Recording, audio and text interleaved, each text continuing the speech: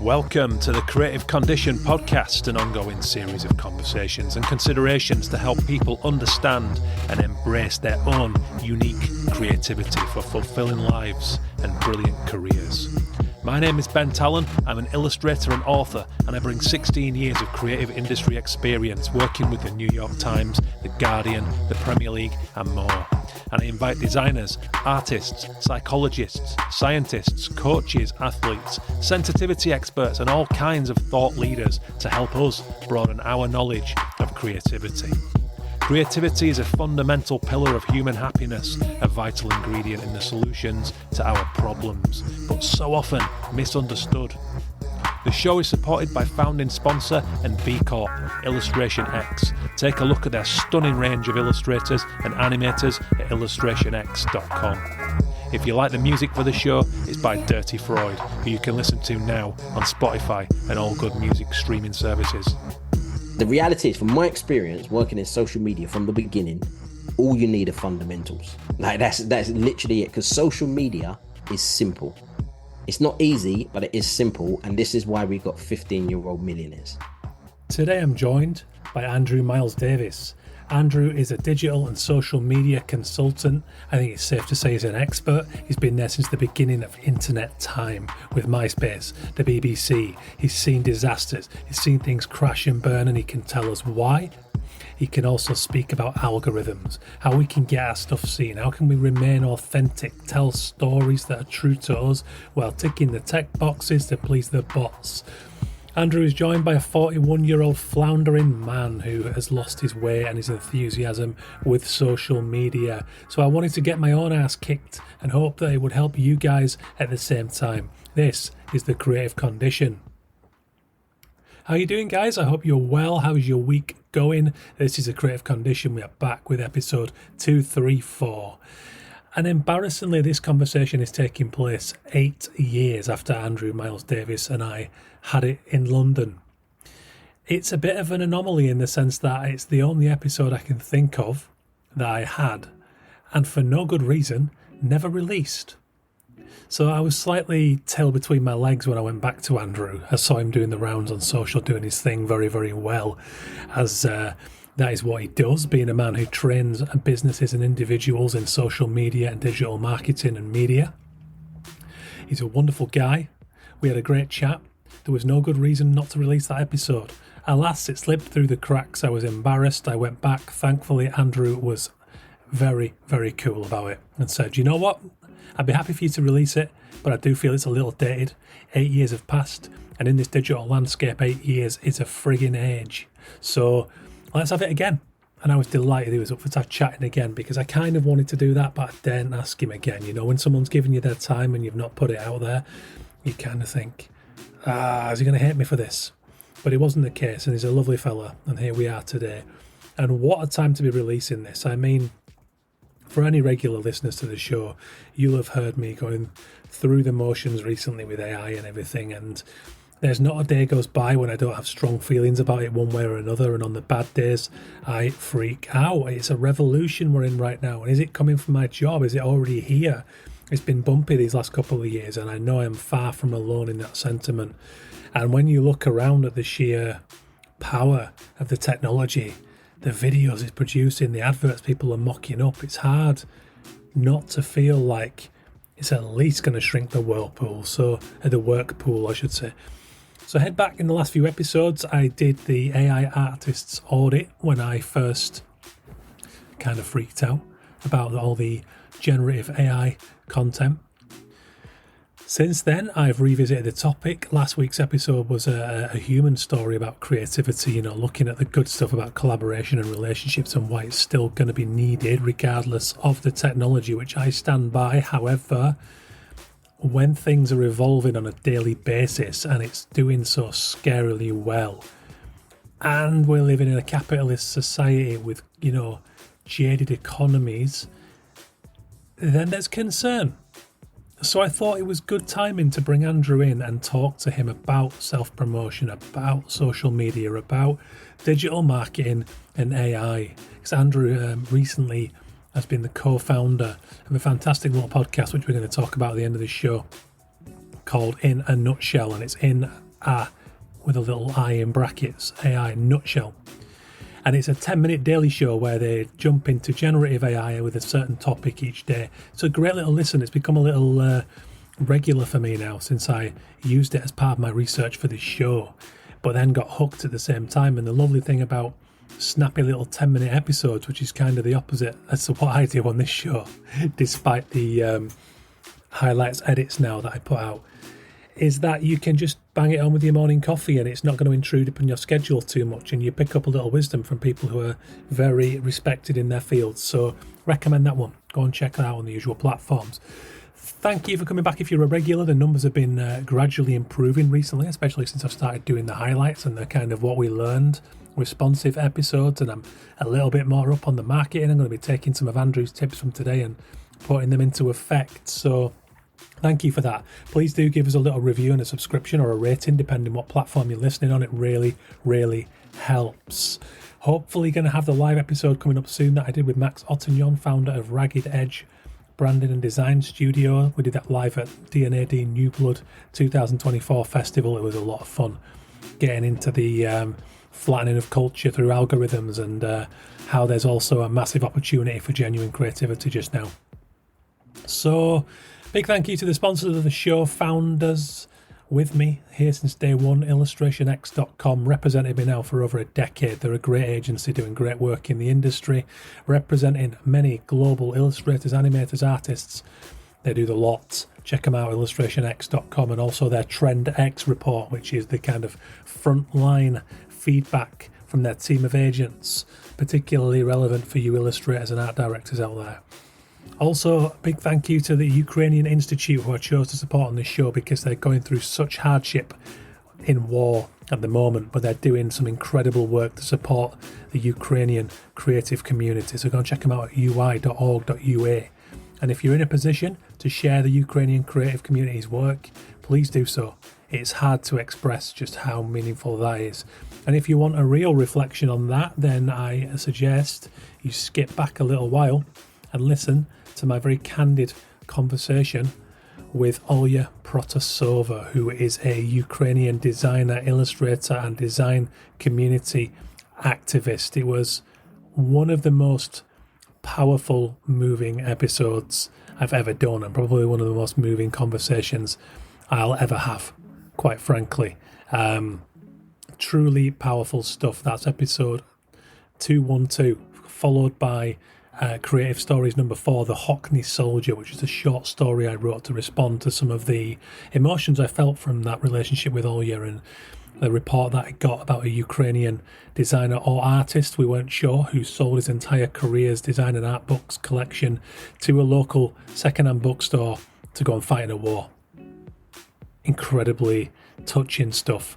The only way I could respond was through creativity, so I wrote a story called The Hockney Soldier about what that meant and how that broke through the veneer of detachment. You know, the way we see things on the TV news, and our brain kind of protects us by telling us it's in a faraway land and isn't that tragic, but I'm going to get on with my day now. And it just smashed right through that. So go back and listen to those episodes. What's been going on? What's been going on with you guys? Let me know. The feedback's been a little quiet recently. I've had some new listeners giving me feedback on episodes, and I know that as a podcast listener, I don't always communicate with the shows I listen to, so that's fine. But do come and say hello, because I sit alone in this glorified shed most of the week, and I love hearing from you guys. I love your feedback on the show. Let me know what you think about recent highlights episodes and the kind of what I learned angle.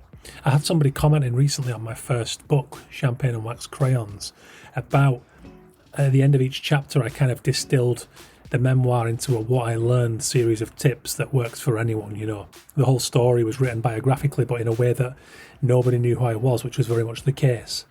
But they would relate to the topics being spoken about because they were commonly experienced issues for people looking to make a career from creativity. And somebody fed back earlier in the week about how much they enjoyed that aspect of the book because it gave them a little breather at the end of it and something to take away, almost in a school note style. I've also had people getting in touch about the creative coaching, which I am working hard to build the framework. I've got some free pilot sessions coming up in the summer, which I've got booked in for feedback and testimonials to check that I can do what I think I might be quite good at after 10 years of doing this podcast, of writing about and studying and observing creativity. Truly become my passion, and I'm looking to go into business alongside my illustration work, helping people one-to-one as a coach, but also businesses through a workshop and talk format, and then a bit of an MOT if you're here in the UK, if not an audit style one-off session, maybe 3 or 4 hours, where we go through all of the framework and the kind of skeleton of creativity with you, about your circumstances, about your hopes and dreams and fears and experiences and current situation, so that we can identify blind spots or failings or opportunities, and really give you some direction. And then at the end of it, recommended notes, a report, almost an end of term style report, so you can go away and focus on areas you need to work on to really get yourself into your optimal creativity zone. So very excited about that. Get in touch if you're interested. I'm going to be keeping a kind of statement of interest series of notes, and I will be opening up some early lower priced slots for my first clients when I get into that. It's probably going to be in the autumn before I'm ready, but watch this space and listen to this show to find out more. The book is out now, The Creative Condition, 10 years of research, 2.5 years of writing. Get your signed paperbacks at bentalonwriter.com/shop or grab your ebook on Kindle. That's about it, rambling from me. Get in touch if you want. hello@bentalon.com. I'm prominent mostly on LinkedIn these days, also Instagram. And without further ado, Andrew Miles Davis, a digital and social media consultant. You can check out Andrew's work at andrewmilesdavis.com. Listen to his podcast, In a Nutshell. It's out there on all the good channels now. Enjoy this patter. I've been working in digital pretty much all my career. So when I graduated university back in 2000, for the first, I would say, few months, I kind of didn't know what to do. You kind of get into that stage of, hey, let's apply for all the jobs, and then they say you need 2 years experience, and then you're like, but I've been studying. So kind of was stuck for about 8-9 months, and then I was on the internet, and this was when it was dial-up, when you had to go through your phone, and there was a job available to moderate chat rooms for a BBC site called, I think it was called H2G2. This is I don't know if anyone remembers this listening to that, but it was years and years ago. So I applied for the job, and I didn't get it because when it comes to current affairs, that I didn't know more than like the other people were applying. But they did say, because I was very much into entertainment, sports, pop culture, etc. They had they just got a client, which was Liverpool Football Club. So they said, would you be interested to working with us to essentially moderate Liverpool's chat rooms and forums? So this was in 2001. So I started working for Liverpool Football Club at first, moderating chat rooms and forums. I don't support Liverpool, by the way. They paid well. I went with the money, if I'm being honest. But I went there. And yeah, it was really interesting. So you'll have, at the time, legends like Ian Rush would be, and you kind of host the Q&A with people, but you just be in chat rooms, just making sure you just kind of moderate it. So it's like a nice experience. So I've done it for Liverpool. And then they said, we've got this new show coming up called Pop Idol. So at the time, there was a show called Pop Stars, and that was very big. But Pop Idol was a new one, and there was this new judge called Simon Cowell, and he's meant to be worse than all judges, etc. So I actually started working on that. So I've done the whole season. Will Young won that one. It's Will Young, Gareth Gates, Darius. It was that one. So I was doing it for them. Then they got PlayStation, so I was moderating forums for PlayStation, and then I was moderating forums for a site called Friends Reunited. Some people might remember that site, but it was kind of Facebook before Facebook. So I was doing that for about a year, and then my parents said to me, get a proper job, because working on the internet or working from home at that time wasn't a proper job.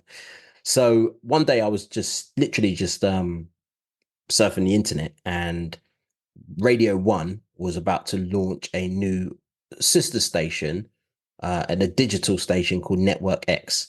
And I said, this is perfect for me, because it was all to do with like UK garage, which was big at the time, hip hop, R&B music, drum and bass. So I was like, okay, this sounds perfect, because I always listen to their specialist shows in those genres. So I went to a few fairs and when they were having it around the country, and then when it was available, I applied. And luckily I got an interview. And when I spoke to them, they said the reason you got the interview is even though you've got no radio experience, but it's online and digital radio or DAB at the time was going to be based a lot of it online. You were working with big companies at the time. So I ended up doing a few interviews with them and ended up being one of 16 to get the job. And I think like a few thousand people had applied. So I ended up working for Network X, which eventually became One Extra. So I was there at the beginning of One Extra, helped launch it. And I was producing radio shows for about 4.5 years in this DAB digital world. So still within that digital online world. Had a brilliant time. But I was doing a show in San Francisco in 2006, and I was approached by a small startup that just been bought by Rupert Murdoch for about 600 million. And it was this new thing, and it was called social networking. And I took the biggest gamble of my career, and I decided to leave the comforts of the BBC to be part of the team to launch MySpace. So don't know if listeners, if you remember MySpace. So I was there at MySpace when Facebook was only available to students. That's kind of like how early I got in there. And I was part of the team to launch it in the UK. So the UK, which was the second, the US was the main market, UK, and then the rest of Europe was the markets after that. So I was working for MySpace from 2006 to 2009. So when I joined, there was about 20 million people on the site. And within a year and a half, we took it to over 250 million. And about a year later, we lost 250 million. So I kind of know what works and what doesn't. So when I left MySpace at the beginning of 2009, one of the things that actually happened to me, I ended up getting repetitive strain injury. So I have problems with the nerves in my hands. So because of that, and that was, I was going to leave, I had to leave. I couldn't work anymore.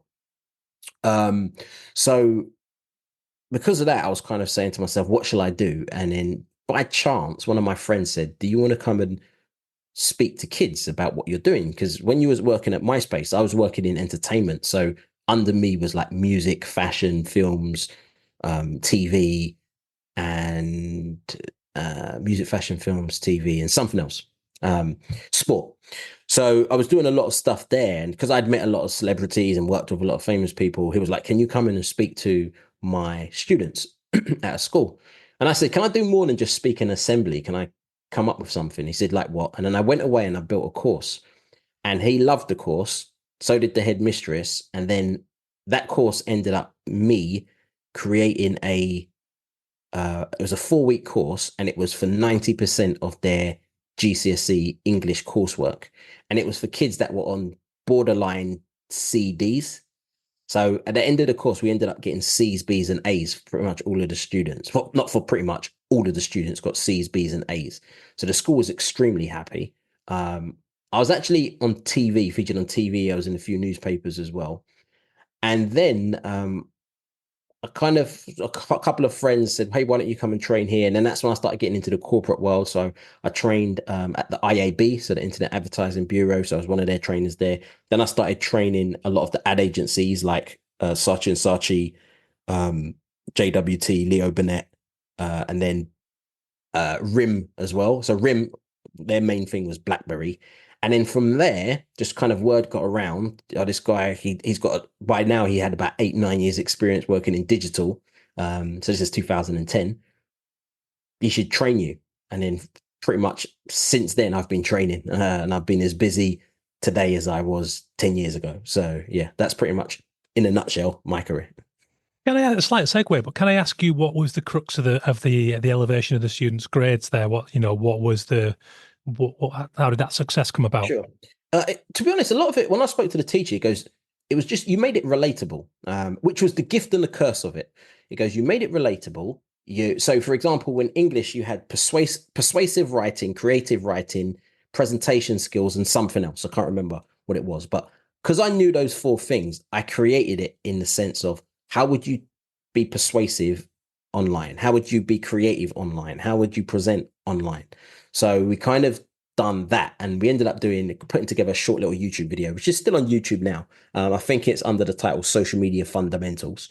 And that's pretty much how. So, and it was over 4 weeks. So when rather than asking them to create, like, how would you be creative to, I don't know, whatever they do in English, it will be, imagine you're creating the pitch for an advertising agency for FIFA. How would you go about writing that? What do you think's Mhm. needed to be included? So it was just still keeping the same principles, but making it relevant to them. But you're then using like a digital, like, because they were on MySpace at the time, and they kind of knew about Facebook and stuff. So just kind of making it relevant to them. And then yeah, Yeah, that's so you're bringing in passion points. You're being yeah, sympathetic to personalities. I hope that will be the answer because I'm a big advocate for yeah, creativity within the way subjects are taught, no matter how banal. I think that if you can, just as I speak as somebody who really struggled to get motivated in any of my subjects at school, sure, sure, even the yeah, subjects I've now go on to be successful in my career. So that includes art, design. I mm, just, there was something very banal and very formulaic about all of that. And it was yeah, only when I sort of found the dynamism of art college and that mm, welcomed my personality and my story that I came alive and actually could apply myself. So, and ever since I've seen that repeated among so many different students' experiences. yeah, exactly. To be honest, that's what, when it comes to a lot of education, and that's what I do now. I educate. I always trying to work out what are the challenges they face, what are some of the pain points, what are the wants, what do they need, what are the things to connect, and then I build content around that. The reason I say it was the curse, though, I say it's the gift and the curse, is because when I tried to get it into more schools, a lot of the teachers would push back and say, "Yeah, but it's your career. You can talk about this. We can't. You can make it exciting because of what you've learned. You can have a picture with me and Dizzy Rascal or Jay-Z or Beyonce. They can't." So that was the kind of the gift, because it was very much bottlenecked on me. Like, you can still take the same principles. Like, I think they could have easily taken the same principles, but because of the way I delivered it, the way it was certainly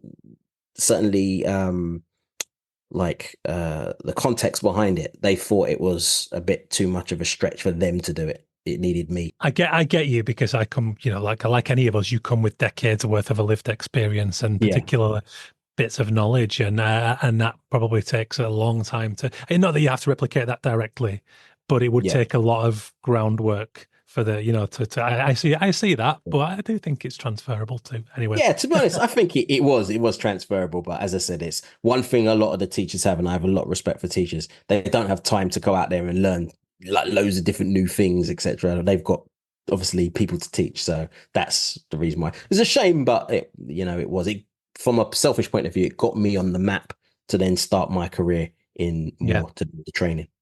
It's a great story. I love the, Thank so you. I love kind of mazy career stories. They're great. Let's talk about today's landscape because we are in what seems to me to be something of a wild west. In, we're in a revolution. Would you agree with that with AI? Yeah, I think with AI, so because I've been involved in digital for like full time since 2001, I've seen the birth of pretty much most things now. I've seen the birth of search, or Google search as we know it. So, because at the time, what was popular was Alta Vista and Ask Jeeves. They were kind of like the main search engines.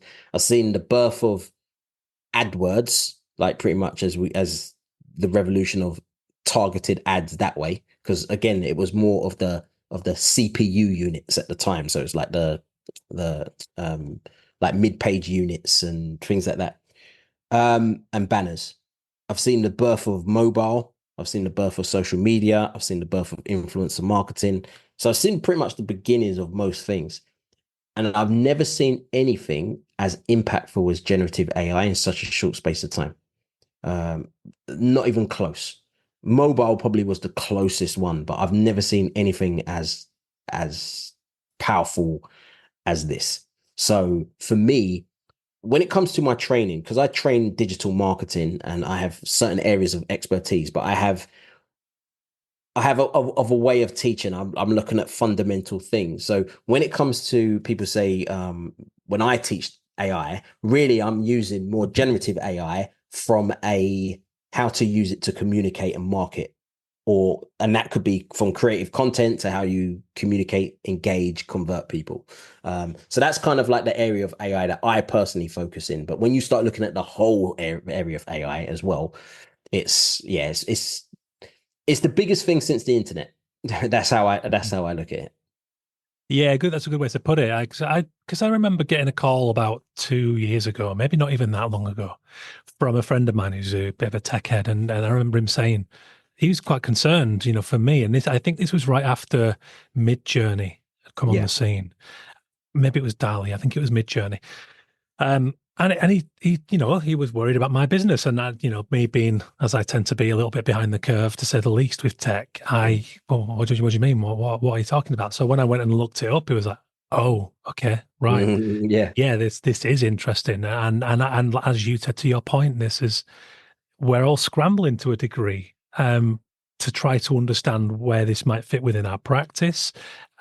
Is it going to wipe out a load of creatives? There's going to be a huge, however you look at it, there's going to be huge upheaval. Yeah. Um, and, one of the first things I did was went back and I did a podcast episode called the AI Artist Audit. And I went through my entire practice quite brutally and looked at it through the lens of budgets are tight. Here's this thing, it's immediate, it's relatively cheap. What can be replicated in my practice, and what has human value that I think is the thing to focus on to take forward. So it was just an interesting kind of, let's look in the mirror here now and reassimilate somewhat. But I think we're still very much finding our feet, and people are equal parts panicked, excited. There's all the emotions flying around at the moment. Definitely. Definitely. I think that with what you'll find is, initially, I think you'd think, okay, it's going to take my job. But what I've also noticed is that the best people who use Midjourney are art directors. Because ultimately, when it comes to Gen AI, it's to do with the prompt. What do you type in?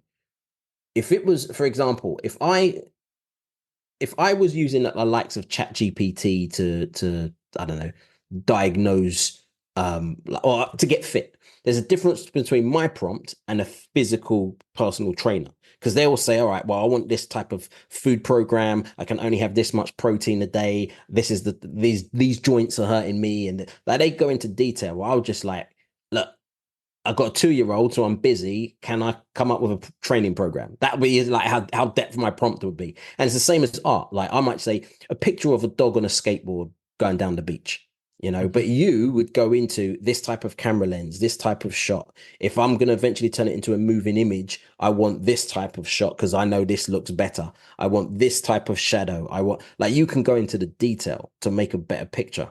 And some of the people that I know that's got the best prompts, pretty much they're all art directors, or they all work for some creative thing. So what's happening is, where before, for them to do 100 like campaigns, it might take X amount of years. Now they can do it in a couple of weeks. That's essentially what's happened now.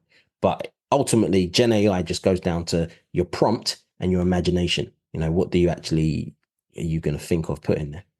Yeah, and I think that also on the end result of all that, there's still, as far as I'm aware, nobody owns the copyright to the generated imagery, but because it's amalgamated from so many different sources, which, and to that point, it seems that it is being integrated into the workflow. So it's things like storyboarding and concepts, and one interesting use that I heard last week actually was that when there was a agency owner who said that it's helping them get illustrators into jobs, because whereas before the end client might have been a little nervous about illustration over photography because there's more uncertainty there, actually now they can use the person's style to work up a sample in situ, in context, for that job, just to give that bit more trust. And he said he's noticed it get more jobs over the line because the end client goes, oh, okay, see what you mean. And that's what it's going to look like. So it removed some uncertainty. So actually, it seems like there are some, when you stop to look at it and understand it, there are benefits too, which, like every new advent of tech, there's always going to be that evening out. Yeah, exactly. And that's an important way to look at it. Look, is AI going to replace jobs? Yes, there's no getting around that. But social media replace jobs, so it's not mobiles replace jobs. Like technology replaces jobs. That's kind of one of the main functions of technology.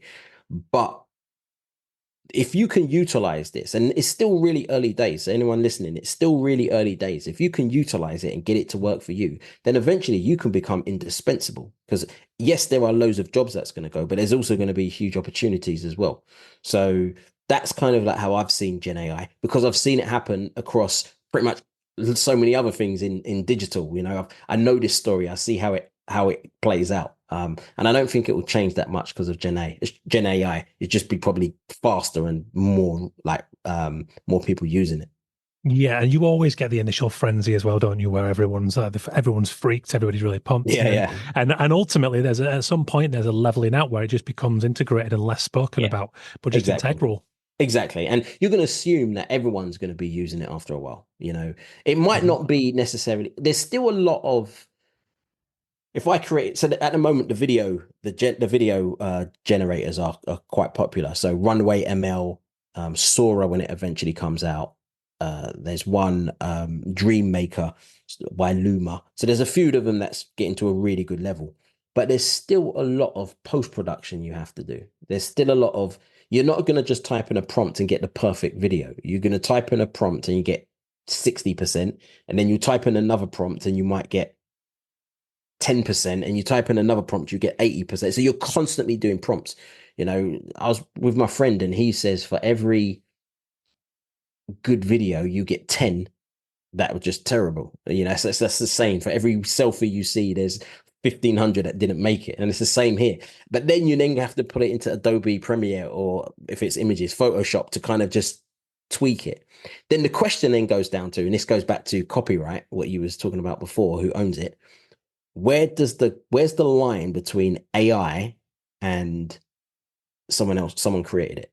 Because if, for example, it was you created something and you just used AI to just tweak a certain bit, is it AI generated? Or if it's AI generated and then you actually put it in post-production and you do a lot of changes, is it AI? You can say it was AI generated, but actually it was just generated by that, but the actual end product was not really. So that's where there's going to be a line. Where does it sit? And that line's important, especially if you're going to use social media, because social media is now telling people this is AI generated. So there's a lot of, there's going to be so much gray area in this space. It's like they're still trying to deal with trademarks and copyrights from when I was at MySpace, and I left MySpace 2009. So I don't know how they're gonna deal with this quickly. So yeah. Yeah. Well, it feels like a good time to talk about the fundamentals of all this stuff, with particular reference to kind of digital marketing and specifically online, because,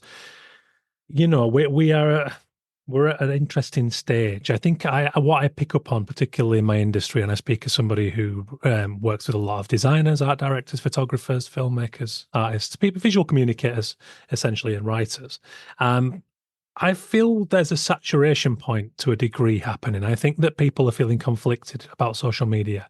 There's a lot of kind of, I'd rather not do it, / I really want to trim it back and find some focus within it because there's all these platforms and I have to chase these algorithms to make it like me and all that kind of feeling. Yeah. But would I be right in saying that truly the fundamentals of what makes for effective marketing hasn't changed? No, the fundamentals hasn't changed. When it comes to, and this is something that I always teach, I always focus on the fundamentals because people's behavior changes, technology changes, fundamentals don't change, they don't really change. These are the things to master. Regardless, however you use, if you're a content creator in this digital world, it's not just the case of creating content. Yes, you have to create content. And there is that saying, content is king, but content is king if people see it. If they don't see it, is it king? So then the next thing is, well, how are we going to promote that content to get to the relevant people? And that's the problem with that. That's when you start chasing the algorithm. But that's only one way, like, people can see your content. And then, because I'll say ego, but I don't mean it in a negative way. But when people post, you want feedback, So because of that, you want the likes, you want some comments, you want some shares. Otherwise, you wouldn't really post.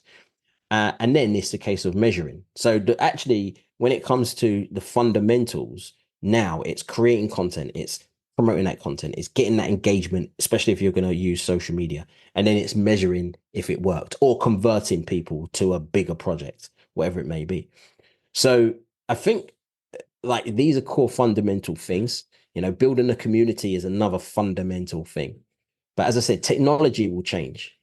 I've seen people do this on MySpace, to Facebook, to YouTube, to Twitter, to stumble upon, to Reddit, to like there was one called Chat Roulette, to Dig, to Twitter, sorry, not Twitter, to Instagram, to TikTok. Like platforms change, and people's behavior change. We went from long videos went from 10-minute videos, because that was the maximum on YouTube, to long format, and Google saying we really like long formats, to all of a sudden 6-second Vine videos, to now about a minute short videos. People's behavior changes, but people still want content. They still want to see that content. They still want to engage with that content. And ultimately, if you're a content creator, you want them to act. That doesn't change. These are core fundamental things. And and some of those immovables, I would say, are authenticity, story. Yeah, story is so important. There's actually I worked out there's 3 types of story that's being told. There's who you are. So, for example, when I just broke down my history, there's that story. There's the content story. So this podcast, the beginning, the middle, and the end. And then there's the user journey story. And that is taking them from, I'm just chilling at home, like just watching random stuff on TikTok, to I've now bought your product. And every single step, there's a story there as well. So there's actually 3 types of stories that's kind of being told simultaneously online to different audiences as well at the same time. So that's what makes it slightly more complicated as well. But ultimately, from the context that you were talking about, you still need a good story. You still need a story to get people's attention, to get them interested, etc., to get them to like you, to know you, to trust you, and all of those things. That's right. And do you think it's those things that are kind of essential for getting around the algorithmic trappings, for want of a better term? Not really, because the problem that you'll find with the algorithms is most people will say, I've got a good story, or I've got good content, and my content tells that it ticks all of the boxes, but they'll still get 3-4 views. So it can't necessarily be that. The algorithms, because the algorithms can't tell what is good content, because that's an opinion, it's subjective. So it looks at certain elements. So for example, one of them, it will look at the people engage with this content. And then depending on the platform, different engagements mean more weight. So for example, on TikTok, not TikTok, on Twitter, and I'm going to call it Twitter. There's no X for me, it's Twitter. So on Twitter, a like is worth more than a retweet. That came out recently. On, for example, Facebook, a reaction is worth more than a like. On LinkedIn, from what I've seen, and that's the one I use the most, like, comment, and reactions are worth more than a repost. So that's one thing, the engagement, affinity. Another thing is the type of content you post. So depending on the platform, like you see on Instagram, it's a typical example. Some people have a static image, but they have it in a video, because they know that videos will get more of a reach. So when you see that, they're playing the algorithm game. The time when you post, because what you'll find on social media, you can tell within the first 90 minutes if this post is going to do well or not, based on the ratio from likes to minutes. Okay, so in the first minute, I got 5 likes. In the second minute, I got 10 likes. In the third minute, and you can pretty much tell if something's going to do very well. Like, so yesterday, I've got a post. I posted on LinkedIn, and I knew within half an hour that this post is going to get a lot. So I'll check it right now as we speak, because it's still getting engagement. So this post it was a football one. It's football related. I don't know if you've seen Ivan Toney when. So we're saying this before England's played the semi-finals. So this is just after England played Denmark. So it had the penalties. Ivan Toney took a no-look penalty, and then England. I saw this. Have you seen the video? Yeah. It's fantastic. So they put that out. So I posted that, and at the moment it has, impressions-wise, 620,000 impressions from not even 24 hours since I posted it. So. No, what did I say? 624,000. I can't remember if I said 624, 600. So 624,000 has 5,000 likes, 128 reposts, 131 comments. I knew within the first, when I got back after 40 minutes and checked, it had 200 likes. So I knew that this video is going to do 3,000 plus. But this is from experience. You kind of know because of the way the algorithm works. As a content creator, it can be a bit disheartening chasing the algorithm. But right now, I don't know any other way to make it fair. And the reason I say that is because if you look at the TikTok model is slightly different. So the TikTok model, you can be a no one and get famous, or you can get a lot of views because of the way it works based on what you like. The Instagram model, Facebook, or the traditional way is based on the amount of followers you have and you built a community. Now, if I'm just starting, TikTok sounds a lot more like better for me. But if I've spent years building a community and now you're saying that I've got 100,000 in the community, but you're only going to send it to 1% of that community, I'll be a bit annoyed. So it depends where you are. So yeah, it really depends where you are when it comes to this. But what I will say is algorithm is just one way that people can find you. The other ways is that they know who you are. So that's another way. You can pay and do advertising. So that's another way. You can search. So make sure it's optimized for the search engines. Or there's something about that video that someone could take it and share it with their friends. So there's kind of like, there's 5 ways that people can find your content there, and algorithm being another. And I think it's always really important to remember that we never owned these platforms. They were always there for free. So to a degree, we're always at the mercy of change or, us just not being treated as the be all end all. So that's why I think it's still important to create newsletters, to build those communities that you speak of in more ways than just there directly on the platform. I guess you have to follow it up. I'm trying to get back to that a bit more myself now. I'm trying to start fresh. I'm trying to create solid foundations again. And I came across a brilliant book recently. It was I had worked as part of an event with an author called Kyle Chaker, who's the staff writer at the New Yorker, and he's brought out a brilliant book called Filter World: How Algorithms Flattened Culture. Very much looking at the homogenization effects of all of that.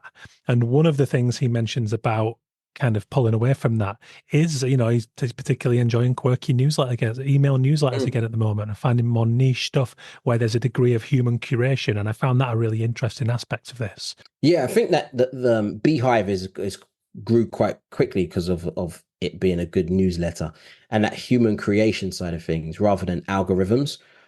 I'm a fan of, a mixture of both. Sometimes I like the human creation side of things, but then there's always going to be the bias of, why didn't you include this or why didn't you include that? But then again, if it's somebody who you really respect, then you kind of just go with what they say. So that whole curation side of things, I'm a big fan of. The challenge with the human creation side of things is when they become very popular. If they become very popular, then their content is going to be, they become an influencer. And then once they become an influencer, people are paying them to put certain things in. Then it's like, and that essentially is the life cycle of a lot of influencers. They do it authentically and they do it for the passion. And then people are realizing that they're building up a following. And then someone will say, well, can I pay for this? And then they'll go through that dilemma. Like that kind of, well, is it still authentic if someone's paying me? And then they will go with the money, and then it can dilute that way. So I'm a big fan of the human side of things. Algorithms is good because I do find content that I would never have found before. That's some of the reasons why I like the algorithms. But I think having a good balance of both works really well. I think so. And I think another thing in all of this is to understand before you even go onto the platforms is, if you're using this professionally for business, what are your business objectives? What do you want from this? Why are you coming on here? I guess when you know that, then it gives you some autonomy over how much of a balance you look for in terms of human curation and the algorithm, and how much, then that can help you answer the question of, what worth is chasing the algorithm, because actually there's a way to work anything. It could be a car, it could be a mobile phone. There's a user manual for everything, and in some senses it's kind of a user manual. And I guess the question of worth of the algorithm, whether it's a waste of time or whether it's a valid use of your time, is really going to come down to what you want to get out of it. Yeah, no, definitely. I think that, as I said, the algorithm game is it can be very. The problem with the algorithm game, the main problem is that it makes creators create content based on algorithms rather than what they think is good content. Because they might turn around and say, well, the algorithm is favoring this type of content, so I have to create this type of content. So you start losing that creative side of things. Now, that's not everyone. A lot of people are like, I don't care, I'm just creating it. And they can still become popular that way. Building an email list is important, as you said. But again, email is still like open rates it might not be as great. You're going to have problems with email. You're going to have all different types of problem with email. Then you've got, for example, at the moment, I've got a WhatsApp group, which is great, but then it's a case of trying to manage how often do you post. So, for example, I post AI marketing and content creation news on my WhatsApp group, but I'm trying to find a balance of, right, do I post 2 or 3 times a day? Do I post 20 times a day? Because that's the amount of news I get. What news do I? So it still has that human side of things. So, but then it's a time thing as well. So then it's like, okay, well, I'm busy. I've got this and this and this to do. I still need to post this, and there's that human side of thing, because time. Once you start bringing in curation, if I was the creator, it's time plays into it. Where if it was just algorithms and I could automate it, that would actually be easier, but it might not necessarily be true to what I want to get out there. So that's kind of like the other thing that you're constantly looking at. But as I said, I can't think of another way at the moment to make it fairer. Now, some people listening to this might, but I can't think of another way, like a way beside, because obviously the human aspect is great, but again, that can easily be changed. And I know that because when I was at MySpace at that time, if you wanted to get on the homepage of MySpace, homepage of YouTube, homepage of Bebo, it was all humans that were curating it, which means people realized who you were. And I was one of them that could have that type of power. So I was inundated with people. Can you do this? Can you do that? I work for this label. Can you work for that? Or can we do a deal? So if I give you this and this, and we get this type of exposure. So, and then, yeah, it just becomes a nightmare when it's the human side of things, especially when you get to that like really popular level. So it needs a mixture of both. God, yeah, there's some keys to hold. Yeah. Oh God, tell me about it.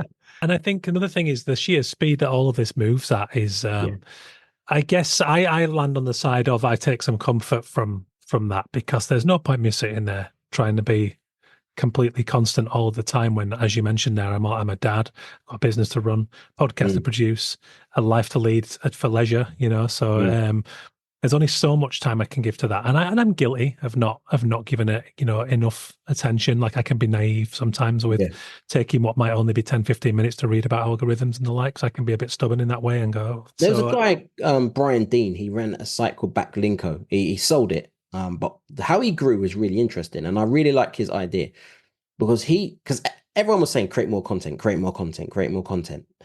And he actually done the opposite. He would be sporadic on his content. He would create content, but it would be really good. But he mastered promotion. And that's how he became big. And I've always been a fan of that, because the biggest change that happened from when I went to working at the BBC to MySpace was when I was at the BBC, I could create a radio show and put it out on 1Xtra and it would get thousands of listeners. I could create a show, put it out on Radio 1 or Radio 2, whatever, and you get hundreds of thousands of listeners. I can then take the same show, so the content is exactly the same, put it on my MySpace profile and get 4 views, even though MySpace was 10 times the size of Radio 1 or 1Xtra. So I realized then, 15 years ago, it's not about content per se. Content is king if people see it, as I said earlier. It really is about promotion. And that means part of it is the algorithm game, but a part of it as well is building a community, and however you get your content out to your community as well. So there's that. The other thing about the algorithm game is what platforms ultimately like to see as a busy profile. So it doesn't necessarily mean you posting content all of the time. It could also mean you just engaging and liking and commenting and reacting to others, because the platform sees a busy profile, and that can help you when you do post your own stuff. So they reward you. So sometimes, rather than try and post every day, I have this formula, or not a formula, like this kind of, try and stick to this principle. For every time I post, I will do 10 reactions, and reactions could be likes, comments, like not necessarily reposts, but likes, comments, reactions on LinkedIn I use. So, and then sometimes on days where I know that I'm, like, for example, today, I'm not going to post because yesterday's post done so well. So I still want it to kind of, it's about 48 hours. You kind of let it go if it does really well. What I'll do is I will start liking and engaging or commenting, etc., on other people's posts today rather than post. So it still sees me active on today's date. So that's the other thing that you can do as well. It's not necessarily about creating stuff. You can just be active, and that helps. That's interesting because I find it a useful exercise to remember the word social in this and how powerful that is. Yeah. And think of it, walking into a pub or into your mate's house where, let's just say, there's a gathering around a video game, everyone's playing FIFA. You don't just walk in there and shout a sentence and walk out, because essentially that's what I have been guilty in the past of doing, is just using it as a portfolio and then wondering why. So that's really interesting because it is about back and forth, and there is as much currency because you're essentially listening. Yeah, here's one of the, I do a lot of talks all over the world why MySpace failed, and here's one of the reasons what hurt MySpace a lot. MySpace was a B2C organization at first. So 1% of the people were content creators, 99% of the people were listening to the music, commenting, engaging, etc. When Facebook started coming along, people went over to Facebook for all of that, and then they were just on MySpace just to listen, but they didn't engage. So what ended up happening was the artists and the people in the creative community were only speaking to other creatives. So essentially it became a B2B platform where all of the customers were somewhere else. And this is what happened. This is what's happening. And I've been calling this for a while on Twitter. Twitter, you don't engage as much. People go on other platforms for engage. Twitter's now is just people just posting, broadcasting. And when they get the engagement, a lot of the time it's just with other people similar to them, but not necessarily customers, if that makes sense, or not what it was like a few years ago. So this is really like, I noticed that quite early. So the engagement, because this is what everyone wants, but this also gives you an opportunity. So for example, because people are not used to hearing from fans, on Twitter is a good opportunity now to start contacting people as a fan, because then you'll get on their radar a lot more, because unless you're trying to contact The Rock or like Kim Kardashian or someone like that who's got millions, that's not obviously not going to be worth it. But it really helps. And as I said, you can really grow on social this way, or at least be very active on social this way. Yeah, that's a good point. I have noticed that with Twitter. I loved it as a little community in my earliest years, maybe 2009 through to, I don't know, 2012, 13, maybe even a bit later than that. But yeah, recent times I am struggling in that regard. I'm posting what I think is valuable conversation starters, threads about creativity and inviting discussion. And there's tumbleweed a lot of the time. It never used to be like that. Yeah, so it's quite a kind of interesting. Twitter's definitely changed the platform. Yeah. Yeah. But that's really, I think that's really healthy actually, because what you're saying there about also looking at the way that you're engaging and behaving, and to a degree listening to others and interacting is good, because that for me removes a little bit of the rewarding of conformity, which I think is what algorithms can do in terms of our creativity. But actually, no, you can be creating the most radical, interesting work out there. But as long as you're actually willing to look at the way you're behaving on a platform to increase that engagement, then sharing the work and what you're creating only becomes a part of that, which should give us some artistic license. Yeah, everyone wants to do the quick, let's just post and then everyone will kind of follow it. Like that, I call that the publish and pray approach. You publish it and then you pray the internet God send it viral, and that's just not going to work. So again, you do have to put a bit of hard work in. You do, not even hard work, you have to put a bit of work in. What I do, because I said to you earlier on that I suffer from repetitive strain injury, so I have problems with the nerves in my fingers, so I can't type. I can type, but I'm in pain. So what I tend to do is, and I've been doing this since 2008, and I know a lot of people talk about this strategy now, but I've been doing this for a while. And that is, I do it over coffee. So what I will do is I'll have a coffee. So I might have a coffee in the morning, and that's when I engage with people. And then I'll go away, and then I might have a coffee round about this time, about say midday or whatever. And then I'll have a coffee, and then I'll engage then. And then I'll end up engaging with people I engaged with the first time because I'm usually responding back to them. And then I might have another coffee just around about 4 or 5 o'clock, and I'll engage again. So I'll do it over coffee. So that's kind of like my time. So, or it doesn't even have to be coffee, but when I'm doing something which is going to be a short space of time, rather than me just sitting down, just aimlessly going through the internet or just listening to, I don't know, some YouTube video or playing Candy Crush on my phone. Like I try and say, like, let me just do this now and try and hit at least 10 people. Yeah, and all of these platforms, as we know, are designed to keep us there, to hook our attention. So I think that it's a really healthy exercise to bring some a system to that and a pattern, because, you know, and I said this to a friend recently because he'd fallen foul of a quiet spell, and when I'd gone through the same thing, truth be told, last couple of years have been very up and down. But during those quiet spells, what I had to remind myself was to start small again. And this was a case of I'd neglected emailing my regular clients or any new clients for a number of years during early parenthood, which just absolutely understandable, justifiable, not kind of not regretting that. But it was a case of then not feeling defeated that I hadn't done that, so I'm going to carry on not doing that. It was like, okay, let's look at, as you said, the morning coffee is always a good one. Morning coffee. Let's say 5 interactions on social media, or add 5 new people on LinkedIn and start a relationship, and then 5 emails to trusted and tried clients. And at least then when you start to add that up over the course of, let's say, a month, you're in the game. There's a chance that you might pick something up. You're encouraging fortune to favor you, as opposed to the kind of, I haven't done anything for ages and I feel bad about that and now I'm going to moan. It's like, just little nibbles along the way, and actually finding some structure in your schedule to do it. And I think that when you find that consistency, then surely you're raising the likelihood of that algorithm failing you in a very wholesome way. Yeah, no, definitely. I think I'm a big fan of sports, and when it comes to sports, if things are going tough, what they always say is like, just go back to fundamentals. You know, if it's football, just go back to the fundamental formation. If it's boxing, just go back to your fundamentals. The key of, say, for example, if you're doing boxing or MMA, is the important thing is your initial stance. You know, if you can get people out of that initial stance, then that's where they can attack you, etc. It's the same when it comes to business. It's like if you're kind of all over the place or you get busy or whatever, sometimes it's good to go, what are the fundamental things? Right, I've already worked with these clients. Let me email them. Then I would say every time I've gone back to doing that, I've always got an extra client. Like, in fact, today I had a meeting with someone an hour before you, who's a client I've worked with twice in the past.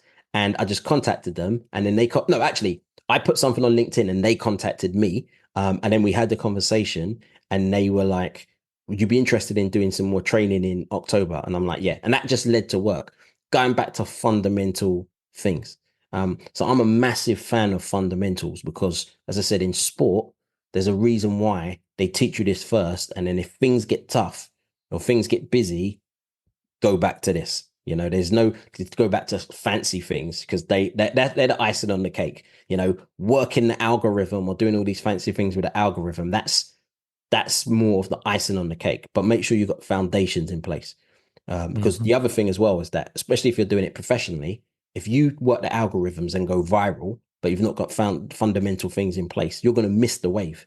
All that will happen is your post went viral. Great. After 24 hours, 48 hours, it's gone.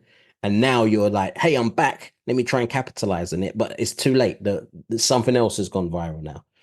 And you didn't capitalize on it. So this is why I would say the reality is, from my experience working in social media from the beginning, all you need are fundamentals. Like that's literally it. Because social media is simple. It's not easy, but it is simple. And this is why we got 15-year-old millionaires. They've not even finished high school yet, and they're making millions from this. You know, so we're not creating the algorithm for ChatGPT. You know, we're not engineers for Amazon. All we're doing is creating content, getting it to the relevant people, getting them to engage, and then converting them. That's it. That pretty much is the game. Yeah. And speaking of the teenagers, I saw a great tip the other day, and it was a friend of mine who's a creative coach. And he said to message like a millennial. And so I read further on the post, and his point was, and I'm really guilty of this, I would add someone on LinkedIn. I think there's a good match there. I'm an illustrator, they're an art director, or they're a potential podcast listener. And what I would do is go in with, hi, how are you doing? Blah, blah, blah, blah, blah, blah, blah. It's like, I didn't even realize I was losing them in these far too long. He was like, message like a millennial. treat it like it's an old MSN messenger and it's a conversation. Hi, Yeah. how you doing? Good to connect. Yeah. Leave it there, end it with a question. And then once you start that conversation, you've got a little bit of rapport and you've got a bit of a dialogue, and you sort of go slow and it doesn't feel overwhelming and intimidating. So The I thought that key was really there, interesting. yeah, I think the key there is, as you said, rapport. Because even now, if you start, if I just open up my LinkedIn, you see the amount of spam I get, and it's a mixture of, the first one that you said, how it's like, hi, I'm this, and the thing is, if when they connect you, that they're going to hit you with because it's automated, they're going to hit you with a message immediately. Then even if someone says, hi, how are you? In my mind, I'm thinking they're going to contact me, because why are they asking that? What I find is one of the best things is see what that person has posted or see what something, and then try and make something relevant to them. So right now, for example, the football's going on. Someone who, let's say, for example, who is Spanish, and you want to work with, you can contact them and say, I really hope Spain wins. I hope Spain, let's imagine England get through. I hope Spain beats England in the final, LOL, or something like that. And then to start those conversations, or they'll remember you. You know, like how we started this conversation is like, oh, I heard that you've got a son. Yeah, because I'm going to talk about that. I'm not going to be like, yeah, you know, I'm going to say, yeah, thank you. It's like, yeah, being a dad is great. Like, it's that. And that's key. Fundamental things. Yeah, You know, common it's the same grounds. thing. Yeah, same thing. Online essentially is just the mirror offline. You know, it's the same. Like if you have a conversation offline, listen, interpret, respond. So what did you say? What does that mean to me? What shall I say? It's the same thing on the internet. Okay, listen, what does this mean to me? How shall I respond? Most people just want to respond. You know, like they could listen, get everything out. And if someone done that in real life, you wouldn't work with them. You'll think, ignore them. Or if you are friends with them, you're like, oh God, it's this person again. They're going to talk for ages. You know, it's that, and you don't want to be that person. And like you said with the Ivan Toney thing, it's got humor, it's topical, it's current. I saw another one this morning where Harry Kane had posted himself in the stadium saying, let's get ready, and then this was yesterday, and somebody just replied saying it's tomorrow, mate. And it had gone completely viral. And it's so simple, so succinct, but just everyone gets it. Everyone's on board. It's going on. It's what binds us, and that's what and that takes us right back to it. Social media, it's and social media goes into what I said right at the beginning, where I said about behavior and technology. They're the two things that change. People's behavior change, technology, because behavior is another way of saying social. Technology is another way of saying media. So it really is, and they go hand in hand. It's just that so many people on social media think media. They forget the human psychology of what makes people use it, what makes people tick. And that's going back to what you said, stories. That's why for me, I'm a big fan of stories, and all three different types of stories, how you tell your story, how it can make people be interested, but also from a professional point of view, get them to act as well. So these are the key things. Yeah. Brilliant. Well, I mean, that just about covers everything I wanted to cover, but I'd love to just give you a chance to tell us about your podcast, because I discovered it this morning and I absolutely love it. And I would love to recommend it to my listenership, because I think it's going to help us creative types who are freaking out about AI or not, or loving AI. Either way, I think it's valuable content. To tell us a little bit about that. Well, thank you for that, Ben. So what I did, so when I got into social media, so I got into training in social media 2009, and I actually got in a bit too early. And what I mean by that is some of the things that I was doing, like I've got YouTube videos of me doing some of these talking head videos, split jump cuts, etc., from 2009 on YouTube. They're like 16 years old, 15 years old, some of them. And then I wanted to do a podcast, and I said, but I don't want to do a podcast because it's like 2-3 hours. I just want to do a short podcast.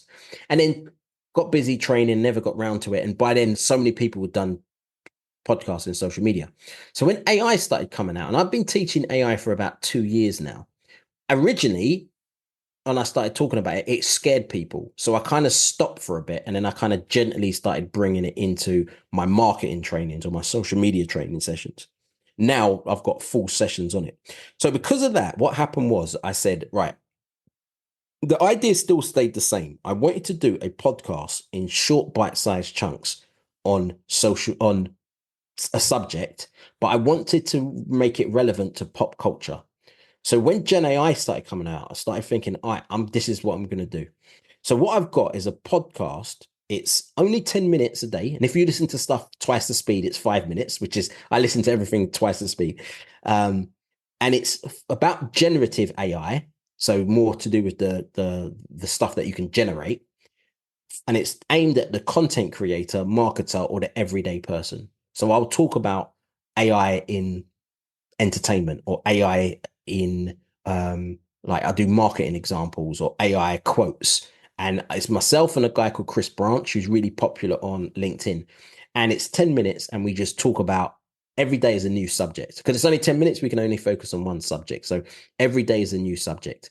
So the podcast is called In a Nutshell, because it's obviously short, and in AI nutshell. So there's a little pun on the words there. So if you want to find out more about it, you can go to inAInutshell.com, and that's where you can see the podcasts. But also I've got an email list, which we just kind of email every Friday, a WhatsApp group, which is just AI marketing news, AI tools, because there's thousands of tools. So these are just the ones that we recommend, and AI case studies. So this is examples of people or brands who's used AI and got results, good or bad. So that's kind of like the podcast, email, WhatsApp, tools, and examples. They're kind of the foundations of In a Nutshell podcast.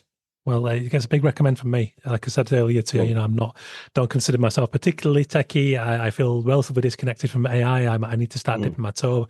However, I loved it. Found it really interesting, and it's got a lot of transcendental themes in there. So yeah, big recommend. Well, this has been a joy anyway, Andrew. And no, likewise. Yeah, keep on your great work, and I'm sure this is going to be a great value to people. And it's been lovely to chat. Brilliant, thank you. And also, this is 8 years in the making, by the way, everyone. Yeah, so a little bit of context. Andrew and I had a chat in London when we both lived there. 8 years ago, to my shame. And it's I think it's one of only 2 episodes that I've somehow failed to put out there. And the first one, there was a great reason, because a lot of goalposts move, but not in your case. I don't really have a reason. I could pull a few excuses out the hat, but it somehow just slipped through the cracks. However, what we've chatted about today is fantastic. So I'm a big believer that these things come to pass in the right time. So that's what Brilliant. I'll say. Brilliant. No, I'm glad you invited me back. Brilliant. Well, it's been my pleasure, and thanks again, mate. Thank you. Huge thank you to Andrew for taking the time to talk. 8 years after we did this conversation, and I never released it. But it's safe to say, rest assured, this was a million times better. We've both evolved in what we do, our understanding of our trades, and I really loved that conversation. I learned a lot. There's going to be some serious notes for my own practice, because I need to get my act together and work out exactly what I want to do with my social media channels. Where is the time best spent, and where can I strip it back from to get back to the actual creating of my work? Not for the algorithm, but for the sheer love of it and putting it out there. So thank you for listening today, guys. Thank you also to my chief sponsor of the show, founding sponsor, illustrationx.com, wonderful illustration and animation agency doing so much good work for the industry and representing a hell of a lot of talented artists. Check them out. Ukrainian Institute, ui.org.ua. If you've got a way of supporting the Ukrainian creative community, it might be a commission, it might be a retweet, it might be just a little nod to what they're doing in this horrific time of war. ui.org.ua. What's going on for you guys? Keep in touch. I love the dialogue. Hit me up on LinkedIn. I'm on there forever these days. I'm on Instagram also. That's about it from me. We've got episodes coming up with Yasmin Ali, who's a chemical engineer working in renewable energy. We're talking about the global energy system, the creativity within that work, what's required to shift to clean energy at this dire time of need as far as the climate crisis goes, something a little different. You know that I like that. Professor Carl Chin coming up, a historian specialising in the English working class. We're talking about what it means to be working class, where it fits in today's world, and what's going on with the issue in the arts with opportunities for working class people. Very much close to my heart as a working class lad. So watch this space for that one. Loads coming up. Hit me up if you want to come on the show. I've had experiences where, I've been promoting my own book. So I've been getting on a load of podcasts. You can see me on Matt Essam's show, Creative Courage. I've been on loads of them recently, and I love doing it. I love talking on this show. I love doing away fixtures on other people's podcasts. But I've had some people get back and kind of, in not so many words, sort of tell me to scatter because I've approached them and they won't have that. It's quite interesting. I'm wide open to approaches. Helps me to get really interesting people on the show that I might not have considered. So if you've got a press release, if you've got a project, if you've got a reason to come on this show, an interesting aspect of creativity to cover, then let me know. I'm well up for it. Seems that not everyone else is, but there you go. You know, want to make an omelette, you got to break some eggs and all that. Anyway, guys, let me know your feedback on this one, if it's going to affect how you use and view your social media. I'm very interested for feedback on that one. Let's get some discourse going. Have a lovely week. Stay creative. Cheers, guys.